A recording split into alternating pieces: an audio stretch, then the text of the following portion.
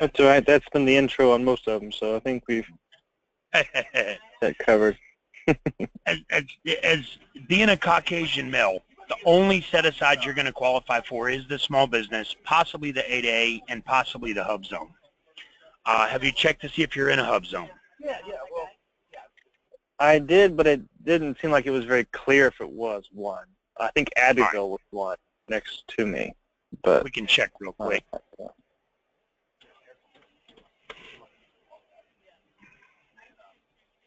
Something like it was an orange zone for evaluation or something like that. I don't remember, a week or so ago when I looked.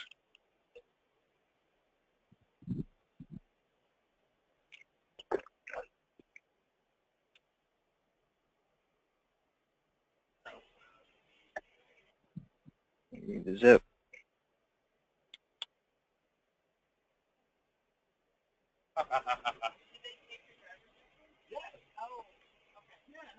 Come on, HubZone map. Come on. You can do it. You can do it. Come on. Don't crash. Don't crash. Come on. There we go. You're going to learn a lot of these government systems are a little flaky when it comes to loading properly and actually working properly.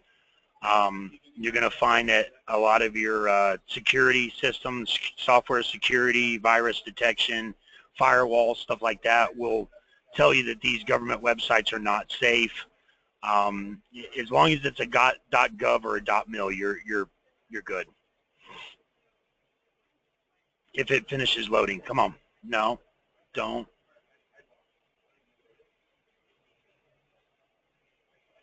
Let me try reloading.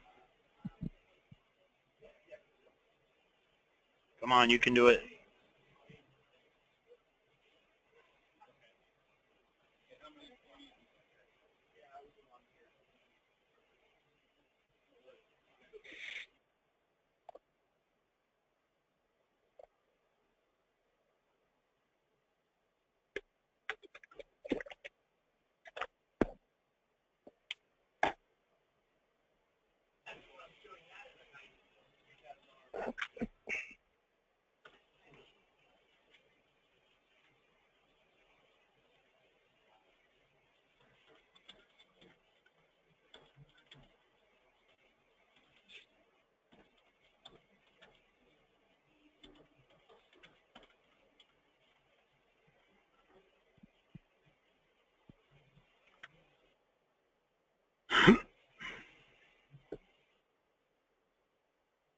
There we go. All right, what's your physical address?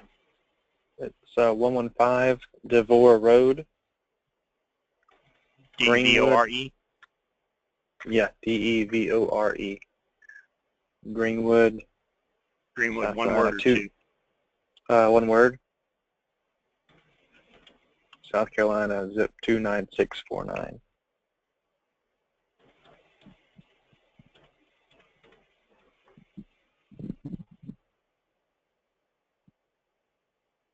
Come on.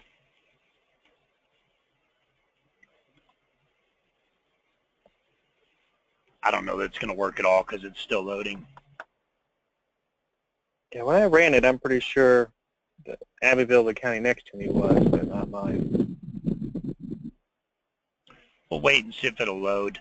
The thing about HubZone is that you're getting the same set-aside as you would as a service-disabled veteran, but there's 16,000, almost 17,000 service-disabled veterans sharing that. There's only 4,100 HubZone vendors worldwide. And 3% of the federal budget doesn't sound like a lot, but we're talking the entire federal, we're talking trillions of dollars. So a lot of HubZone contracts are done as a simplified acquisition or sole source or single source because there's simply not enough HubZone vendors registered to put it out for bid. So because of that, they're not going to put this stuff. Basically, they're just going to call you or email you because you're a HubZone vendor and ask you for a price. If your price is fair, they can hire you without putting it out for bid. They'll do it as a sole source. Mm-hmm. A question I would have is, if I have a location in that area, does that qualify? Or does my main headquarters have to be? If you have a location in a hub zone, we're going to have to prove that somehow it's your primary location. Okay. So your primary location has to be located in that area, and 35% of your employees have to live in that area. That's the two factors. Okay. When you compare that to 8A or the other programs, it's a breeze, because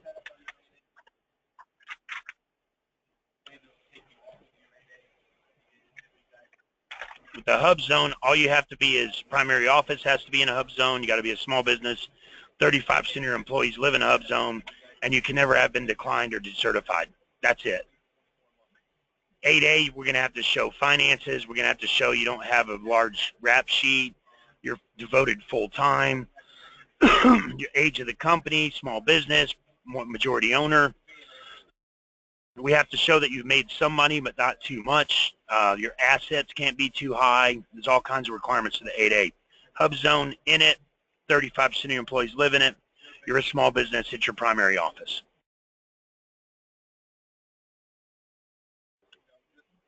Hub zone, 8A, these are long-term solutions. It takes 3 to 6 months to process a hub zone. It takes 9 months to a year to process an 8A.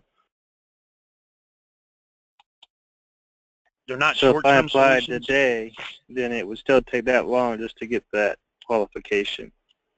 Yeah, the hub zone, you're looking at 2 to 3 months minimum. We've gotten them done in 2 months, but that's rare. Usually 3 to 6 months is what it takes to process a hub zone.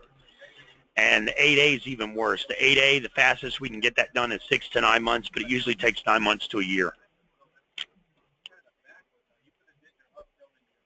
Now, the small business set aside, you can take advantage of immediately as a simplified acquisition, which I know you've heard me talk about on the internet like all the time. Mm-hmm. Simplified acquisitions, you can find them on FPDS. This database tracks less than 10% of the total spending. It only tracks the set-asides, but if you consider this, just consider it the 10% rule. Anything you show in here, multiply it times 10, and that's roughly how many contracts are in that arena. So, for example, what would be a good keyword for you to look up products or services that you would provide? Online marketing. Like I was looking at online marketing or internet marketing, online marketing. Yeah, internet.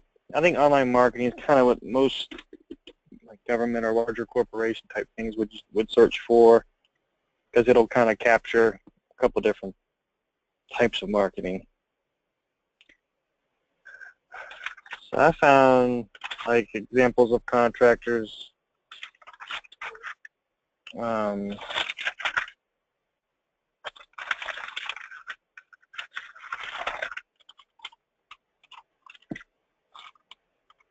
Like direct online marketing, and encstrategy.com was another company. They had been contracted by the Bureau of the Fiscal Service and Small Business Administration. Yeah. When I typed in online marketing there, that's where I saw them. Your like this company right here, Government Marketing Group, for example.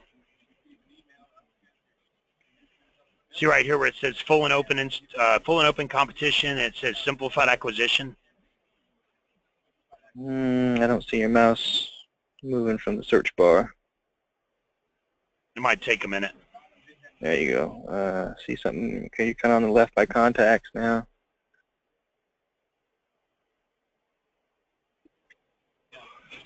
Or contracts, rather. So where it says extent competed for reference, full and open competition. And it says solicitation procedures, simplified acquisition.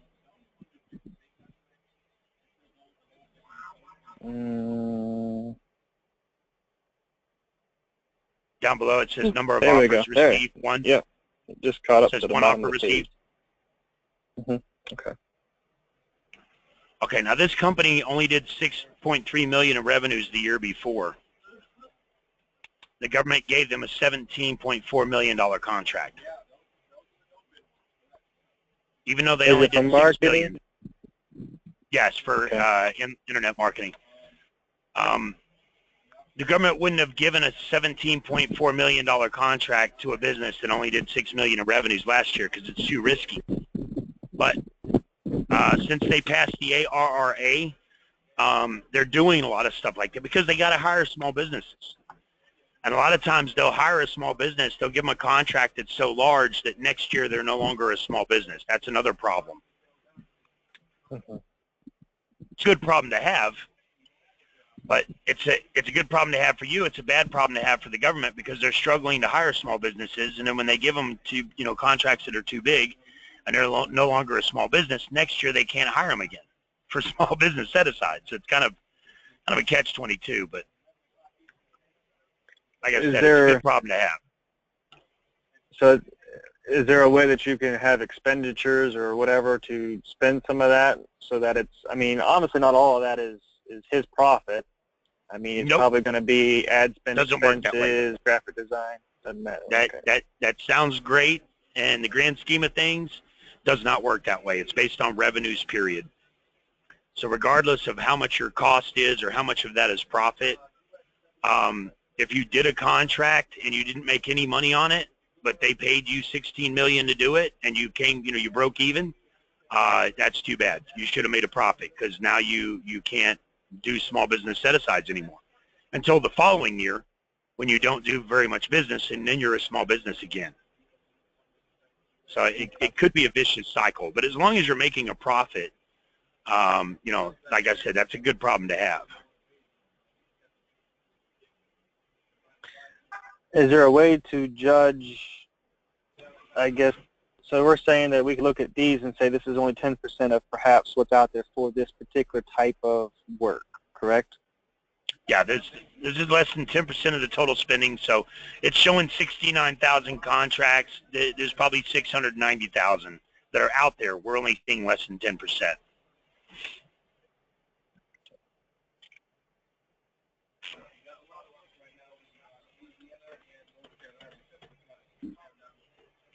And the other part of this equation is keep in mind, if you've got an agency,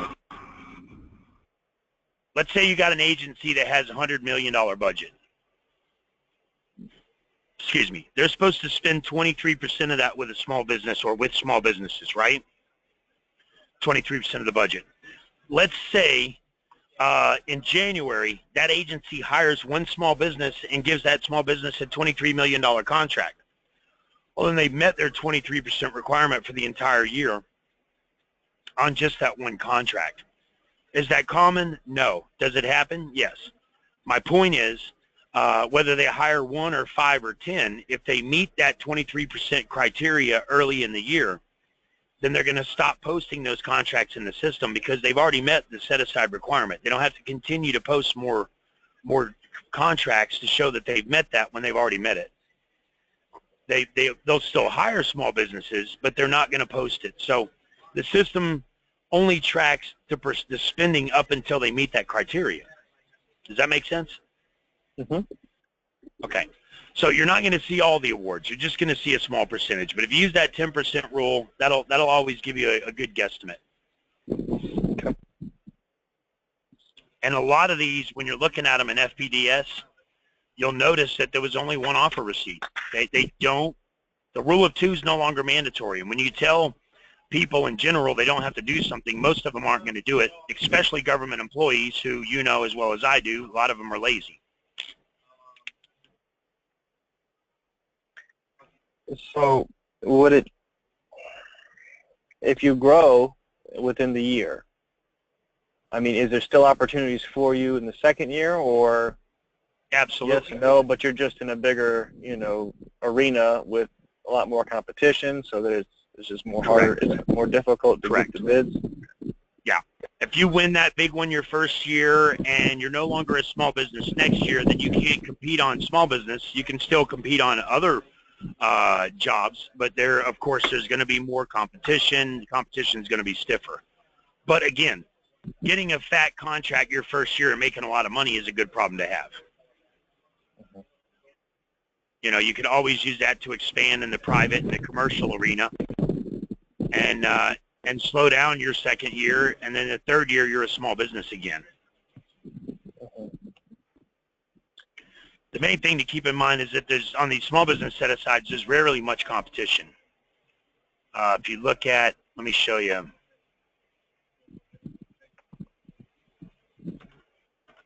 So basically, as long as every other year you're below that threshold to meet the small business, but you're still profitable, then you're able to bid on the small business contracts again. Correct. Now, if you can qualify, if you can do the DNA test and find out you're more than 1% Native American and you can qualify for the 8A, that's an entirely different story, because the 8A, like your HubZone, there's very little competition. There's only 5,300 8As worldwide, and they get the same 5% that 80,000 women are sharing. When it comes to the simplified acquisitions, right here it says the rule of two is no longer mandatory. There is no longer a threshold. They can be any dollar amount, and they tend to prepay on simplified acquisitions, giving you the working capital to do the job. Now, simplified acquisitions, if they pay you up front, then you have the money to do the work. Bid contracts, on the other hand, are just the opposite. They don't prepay on bid contracts. You're going to bid on them.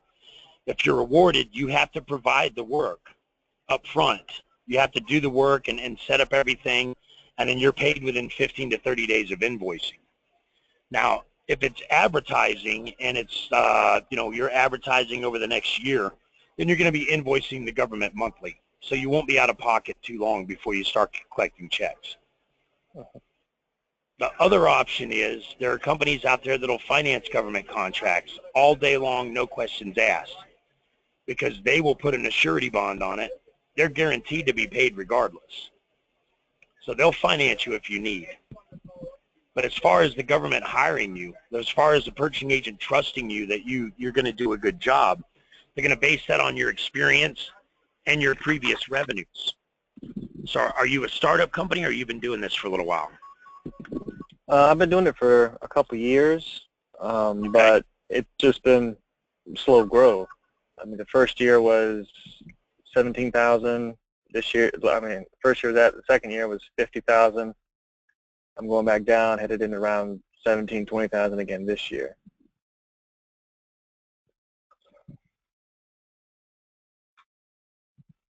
So you're going back and forth. Mm-hmm. And revenues for each year these past few years.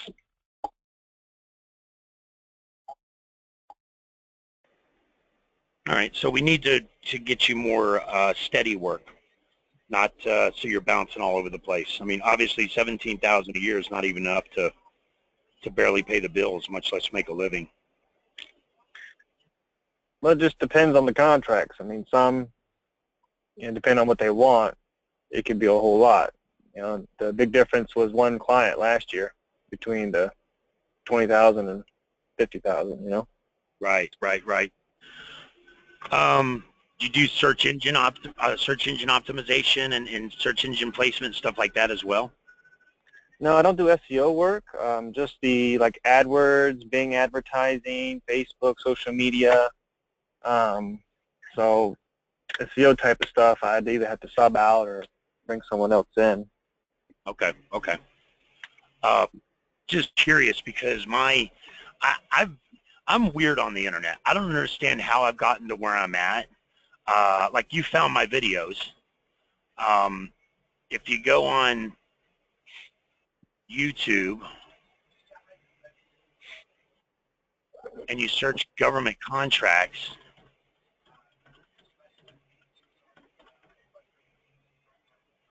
I've never done pay-per-clicks or paid ads or any of that stuff.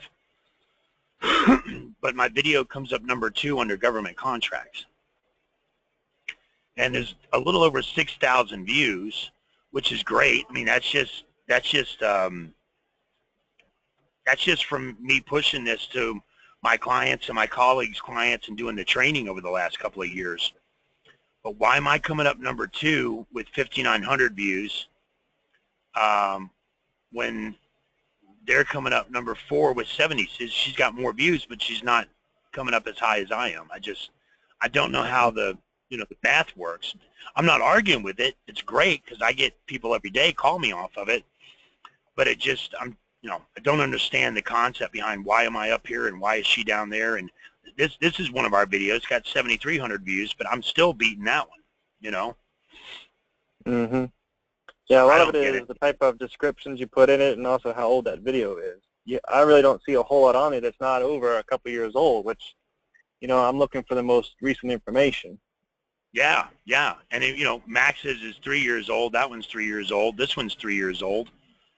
But, if you search government contracts with my name, not on YouTube, sorry, I dominate YouTube now. On Google, used to be, if you searched anything with John Wayne in it, obviously the Duke came up everywhere. He was killing it. I had no prayer that I would ever get ahead of him. You can search government contracts. We are in government contracts. And put John Wayne, and the movie star would come up, like everywhere. And I thought, there's no way I'll ever get him off of Google. But then all of a sudden, one day, just blam, my stuff started coming up above John Wayne, everything. You got to go 3 or 4 pages deep before you see any of his videos. So I don't know what I did. Again, I'm not arguing. But these Google usually waits about a year before they really take you serious if you've made a website or if you've just put that information out there. Okay. Before they kind of get you in their system. And then as well, any changes they make in their search algorithms, I mean, that's the SEO right there, would be organic search. So if they make a tweak or an adjustment, you could be top 1 today, you could be down in the 6th, 7th, 8th tomorrow. Just depends on what they change on their algorithms, which is why I don't really mess with SEO, because to me, you're always trying to figure out what Google just did to their algorithm. Right. Marketing, it's always going to be the same. Google makes like 93 or 95% of their income through people clicking on their little ads when they do searches. So that's always going to be there, and you're always going to have, they're going to always tell you need to do this, this, and this to be in the top, 3 spots on the ad returns, or, you'll get feedback, you'll be down here 4, 5, 6 is what you need to do to increase it to be able to get in the top 3. The pros to the business is SEO is a long-range game, PPC is a short-range. So if you're a new business, you want to get, Google's not going to really give you a lot of traffic until you've been on the website for a couple of years. So you'll do PPC to get your name up at the top of the search results so you get traffic. But in time, your SEO will kick in, and you can kind of phase out the PPC. Unless there's something that's specific you want to do. You want to drive an event, you're having a party. If you're a college, you want to help get enrollments for whatever event, then you'll do a big campaign, you'll spend a bunch of money, you'll try to get as many people to sign up as you can. Gotcha. Okay. Well, I mean, this is stuff that even the government doesn't understand, and they're using it daily. I mean, I worked with a client 2 years ago on a campaign for the Army. And it started out with all the Army wanted was a basic website for this new campaign they were running. And eventually that turned into they wanted a website, they wanted printed materials, they wanted online advertising, they wanted SEO. It turned into a huge undertaking. And initially my client didn't want to do it because she was scared, but eventually she found some people to partner with, and she actually took it on and won it. And she's doing phenomenal.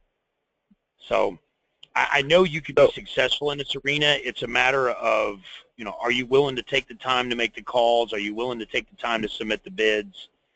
If you've got the time, obviously, it's just a matter of doing it.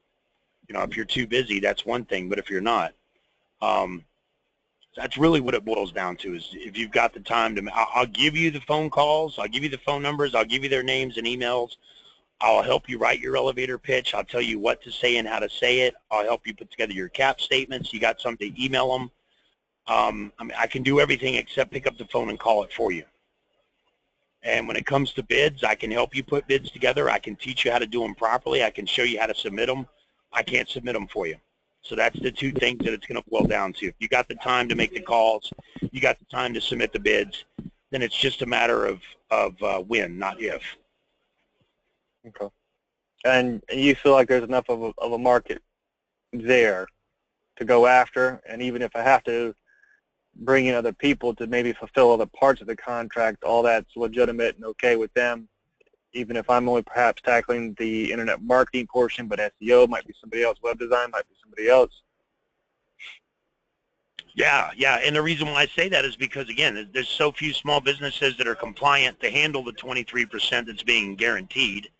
I mean, if you just look in FPDS, have you seen any of my videos talking about TV Guy?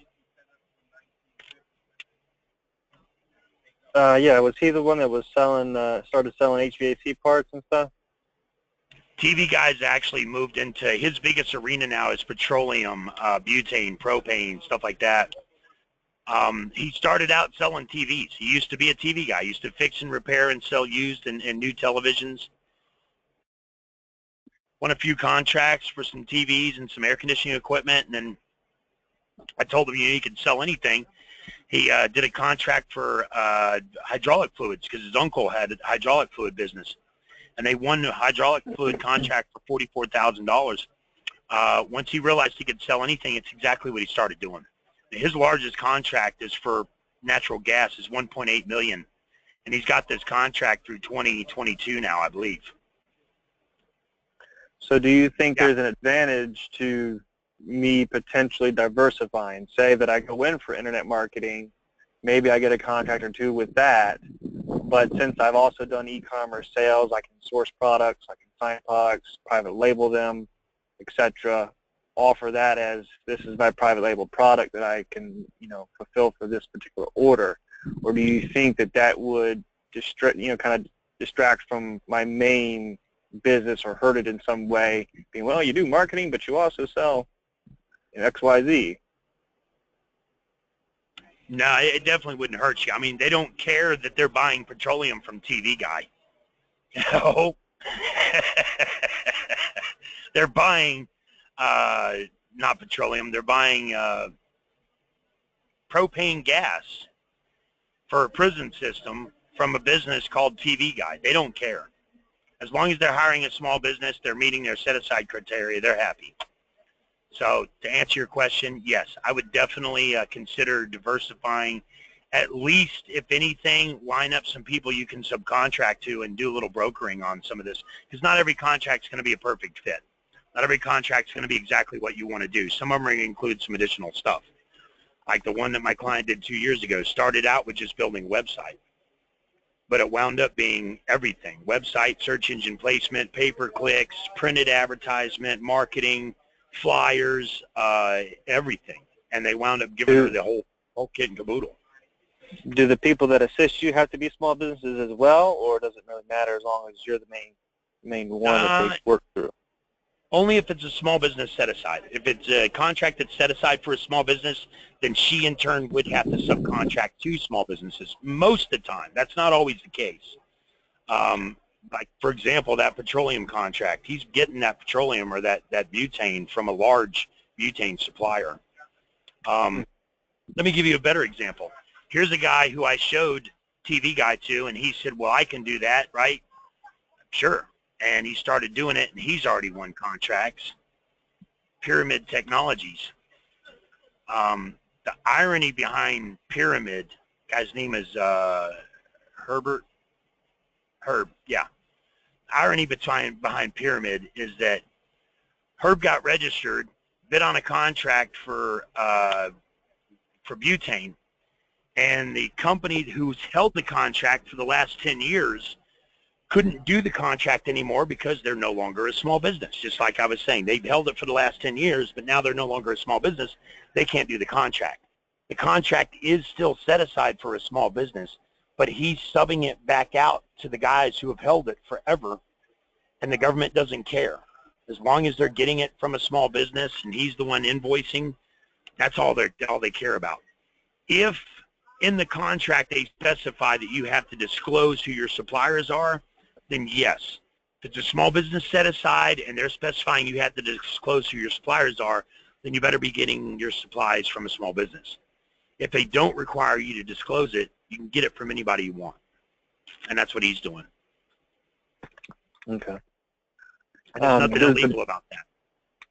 How long does the business have to be established before you can bid on contracts? For simplified acquisitions, you can do it as a startup. Matter of fact, Pyramid, well, even Rock Rim, for example. This is another company that's brokering that I taught. Rock Rim is Jerry Fankhauser, Fankhauser. Jerry came to me and said, I want to get registered. I want to go after government contracts. I've seen what you did for TV Guy. I want to do that too. Where is he at? Right here. Jerry got registered. We got his SAM completed on 5/22. Him and I put together his FBO on 5/26. So he started getting contracts to bid on. He submitted his first bid 3 days later. On June 1st, he submitted his first bid. There's his DUNS number.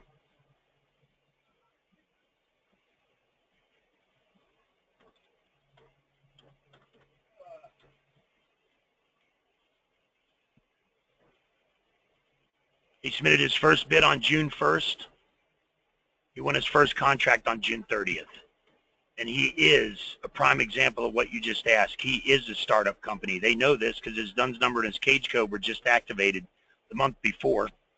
They know he's a one-man show. It says it right there, number of employees, 1.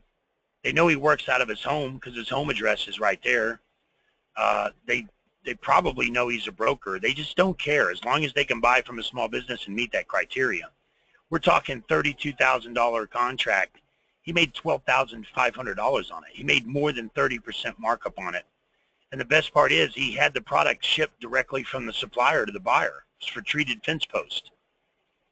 He had his supplier ship it directly to the buyer. So he didn't even have to touch it. All he had to do is invoice them and make money. And there was 3 offers received. So it wasn't like they just handed it to him. There was 2 other offers received, and he still made 30% markup.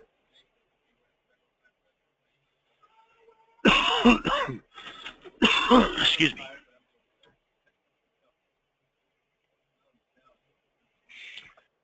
Do you have any other questions? No,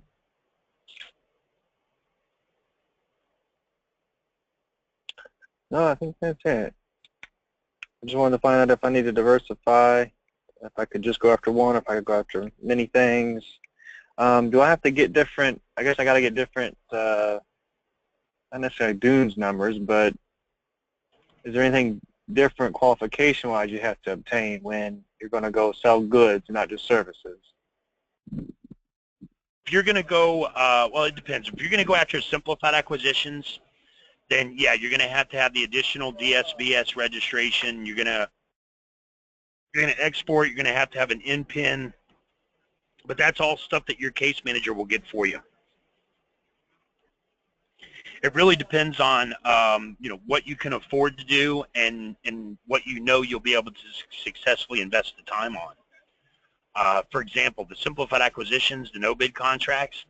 If you were to go on our website at GovConnects and sign up for it online, click order now and join, you'd pay almost $5 grand for the simplified acquisitions program online.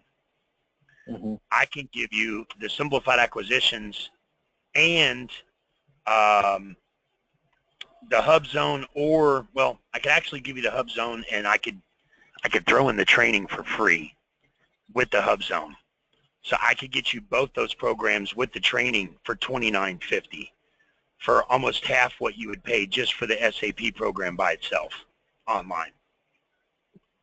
So it really boils down to what you can afford to do at this point and what you have time to actually sit down and make the phone calls and submit the bids. You know, there's no sense paying for it and getting registered and doing all this to get set up if you don't have time to make the calls and submit the bids. But if you can afford it and you got the time to submit the call, to make the calls and submit the bids, yeah, it's a no-brainer. You will be successful. It's just a matter of when. It's not a matter of if. I mean, with the Go Connects, I mean, I've got the website, the domain name, all that. I mean, I would be interested in double checking the same registration that I've already done and the bid support type stuff. That would probably be more, I guess what I'm saying is for what I see there, I don't really need all that. The HubZone, I'm pretty sure I'm not in one, so it would be just small business. Well, if I don't include the HubZone, I have to charge you for the training, so you're still looking at $29.50 regardless. Mm-hmm. Now, if you just do the basic registration, you could save $1,000. I could do that for $19.50. But then you're limiting yourself, And that's just the training.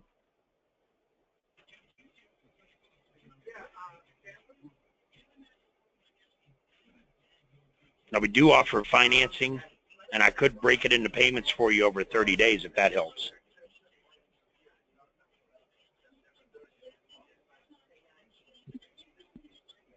Break it into payments for over the course of a month. I can break it into payments over 30 days without getting approval. If you want financing outside of 30 days, we have a finance company called BHAF that we work with. It's a little 2 or 3 minute application to fill out to see if you qualify.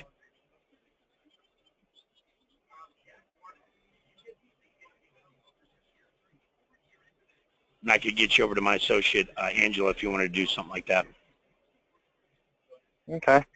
Well, I was just calling to see what information you had and what you guys offered. So basically with like the HubZone and the training, I mean, does that basically take care of making sure the SAM account is set up correctly, helping with bid contracts? I mean, what all is included? I guess I still don't quite understand what's offered even with the basic or the HubZone and training. Okay. I'll send you an email with everything so you got it in writing.